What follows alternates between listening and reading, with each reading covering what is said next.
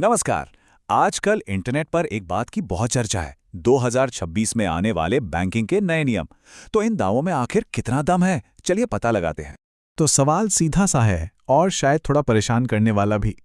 क्या सच में 1 अप्रैल 2026 वो तारीख होगी जब हमारे पैसों से जुड़े सारे के सारे नियम बदल जाएंगे? भाई, इसी सवाल ने तो इंटरनेट पर हलचल मचा रखी है।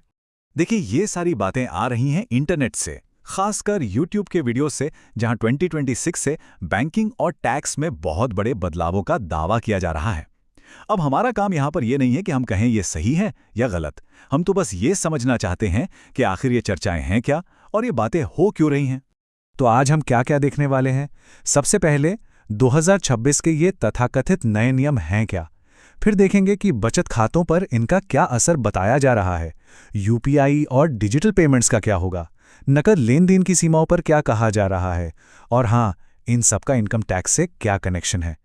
तो चलिए शुरू करते हैं और सबसे पहले यही समझते हैं कि भाई ये नए नियमों की बात उठी कहां से, इसका सोर्स क्या है। इंटरनेट पर इसे एक बड़ा नाम दिया जा रहा है, बैंकिंग रीसेट। कहा यह जा रहा है कि 1 अप्रैल 2026 से पूरा का पूरा बैंकिंग सिस्टम ही बदल जाएगा। मतलब कैश निकालने से लेकर सेविंग्स अकाउंट इस्तेमाल करने तक हर चीज पर नए और काफी सख्त नियम आ सकते हैं। अच्छा, अब आते हैं उस सवाल पर जो हम सबको सबसे ज्यादा परेशान करता है। इन चर्चाओं का हम सबके सेविंग्स अकाउंट पर क्या असर पड़ सकता है? तो ऑनलाइन चर्चाओं के हिसाब से सेविंग्स अकाउंट में कई बदलाव हो सकते हैं, जैसे कि पैसे के लेन देन की लिमिट बदल सकती है, पैन आधार लिंकिंग को लेकर नियम और कड़े हो सकते हैं, और तो और अकाउंट इस्तेमाल करने के तरीके पर ज्यादा नजर रखी जा सकती है। ये भी कहा जा रहा है कि बिजनेस के लिए सेविंग्स अकाउंट का इस्तेमाल बंद हो सकता है। सेविंग्स अकाउंट के बाद दूसरी सबसे जरूरी चीज क्या है आजकल? बिल्कुल, यूपीआई। तो सवाल उठता है कि क्या डिजिटल पेमेंट के इस सबसे आसान तरीके पर भी कोई नया नियम आने वाला है? देखिए, अभी क्या होता है, यूपीआई की लेन देन की लिमिट आपका बैंक तय करता है, लेकिन चर्चा ये है कि ये लिमिट और भी सख्त हो सकती है। फिलहाल सिर्फ बड़े अमाउंट की रिपोर्टिंग होती है, पर दावा ये किया जा रहा है कि आगे चलकर छोटे छोटे ट्रांजैक्शन के पैटर्न पर भी नजर रखी जाएगी। मकसद किसी भी तरह की संदिग्ध गतिविधि को पकड़ना। चलिए अब बात करते हैं कैश की, यानी नकद की। ऑनलाइन दुनिया में तो कैश डिपॉजिट और विड्रॉल को लेकर भी बड़े बड़े नियमों की बात हो रही है। और ये नंबर देखिए जरा, 20 लाख रुपए।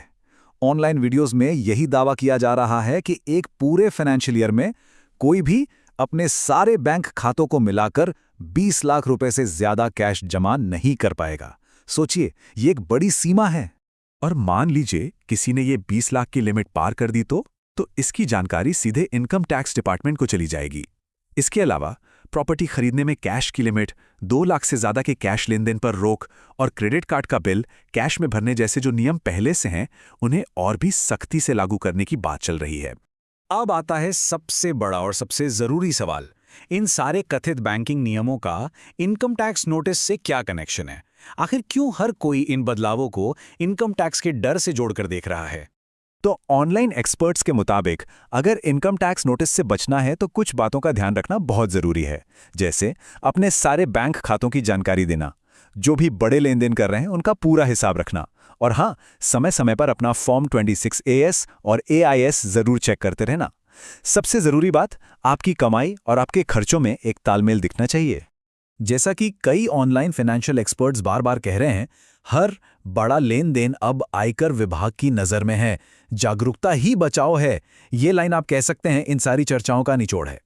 तो इतनी सारी बातें, इतने सारे दावे, इन सब को देखने सुनने के बाद सवाल उठता है कि भाई इसका असली मतलब क्या है, मुद्दा क्या है? तो देखिए, इन सारी ऑनलाइन चर्चाओं का लब्बुलुआब यही है कि अब फाइनेंशियल डिसिप्लिन यानी वित्तीय अनुशासन पर बहुत जोर दिया जा रहा है।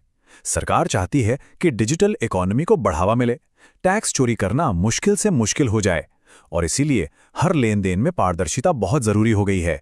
अब ये नियम 2026 में आए या ना आए, दिशा तो यही है। और आखिर में एक सवाल हम सबको अपने आप से पूछना चाहिए।